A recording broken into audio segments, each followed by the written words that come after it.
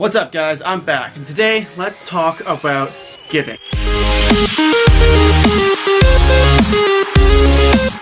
So I don't know if you guys have heard about this thing called the Samaritan's Purse. Basically, it's an organization that allows people like me all over the world to fill up shoe boxes with gifts and toys and school supplies for little kids in need all across the world. And it's an awesome program, and I did it this year.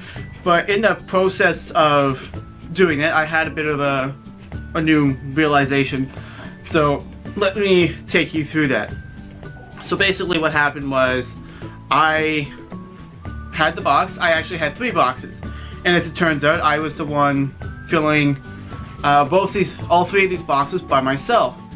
And so the thing was that, you know, I had to buy all the toys, all the supplies, as well as give $10 donation for each box. Now, it's usually $10 of supplies for each box, so that comes out to 60 bucks. I didn't want to spend 60 bucks, okay? My budget's tight enough as it is, and I was spend $60. I was okay with spending $20 on like 1 box, but I didn't want to spend $60 on 3 boxes. And so I was trying to figure out, okay, how do I not spend $60 but still do this? Because, you know, I wanted to fill the boxes and do something nice for the children, but I didn't want to spend the money in order to fill them up. So, and then I just had this sort of realization as I was trying to haggle with money with myself and just figure out, okay, what's the easiest way to go about doing this. I had this realization. I sat there and I looked around my room, and I thought, all these books I have, all this electronic equipment, the lights and stuff, it all costs way more than $60. I live in probably one of the most well-to-do countries in the world, and here I am haggling about 60 bucks for children who have nothing.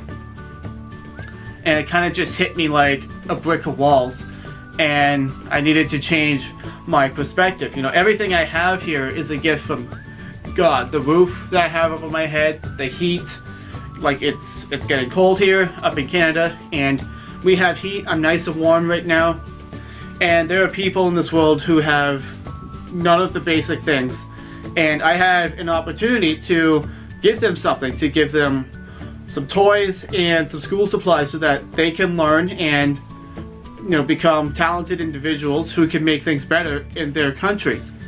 And I was worried about $60 because it didn't fit into my first world budget. But I told myself that I needed to make it fit, because when you can make a difference like that for other people, you know, you want to. And comparatively for me, $60 isn't going to make any real dent to me at all. I was just being cheap. And let me just close this off with saying this. Yes, money is tight for a lot of us. Money can be tight for me sometimes, you know, especially when you're young growing up. But one of the things I said going back to one of my first videos I ever made, I think it was the 5th video, is that, you know, be sure to give what you can, even if you're poor, because there's no greater gift than there's nothing greater than giving to other people. And we know that God is going to be there for us time and time again. And, you know, I just want to encourage you guys to remember that, to develop a habit of giving to something that's important to you, whether it be your local church or a charity.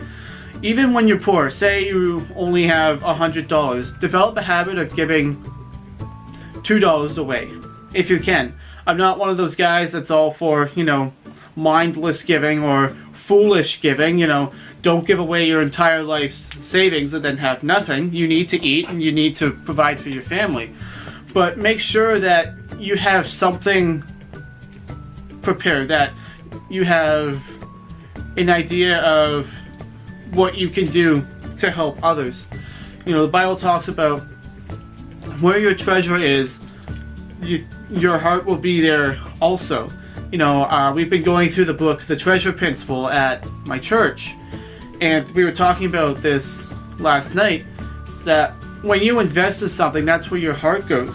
So have a look at your bank account and your credit card statement and see where your heart lies financially. And if you have things that are perhaps damaging your financial state because you're buying stuff that you don't need to buy, perhaps consider cutting back on that. And one, you will save money, which will help you in the future. Two, you might find that you can actually give a lot more than you realized. And probably a bit of both. So I would encourage you guys to do that as well. Long story short, I spent the money and I built the boxes and I wrote each child a personal letter, and I had a wonderful time doing it, and it was totally worth it. And I'm really glad that I did, because I know that those boxes can be used to help someone who otherwise would not get the help. So I'm very glad that I did what I did. And you know, I think it's just important that I put my treasure where I want my heart to be. So for example, if I'm going to say I don't buy, you know, a certain brand of car, but if I invest in the company because I think it's doing well, even if I don't buy their stuff, I still now care about how well that company does because I've invested money in it. And I think the same goes for us. If you want to have a heart for missions, this is something that Randy Alcorn said in the series we're watching on the Treasure Principle, which is a book he wrote. You know, if you want to have a heart for missions, give something to missions and you'll find that your heart will follow your investments. And so I would encourage you guys to think things through on that level. If there's and try to find out if there's anything that you can do or anything that you can invest in, whether it be discipleship, invest your time at your local church or at a charity, whether it be financial support. Find something good and worthwhile to invest in, even if it doesn't like really get you on fire right away. I think sooner or later you'll find that your heart will be more and more there. Whoa, big hand, sorry. Because you've now invested in it. And so for me, I have a lot of books, and I find that more and more my heart is for knowledge and learning. Probably because I've invested a lot of time and effort and money in obtaining it. And so I think that I would use that as an example for what I'm trying to say. Anyways, I think this video has gone on long enough. Thank you so much for your time. I hope you enjoyed it. I hope you learned something new.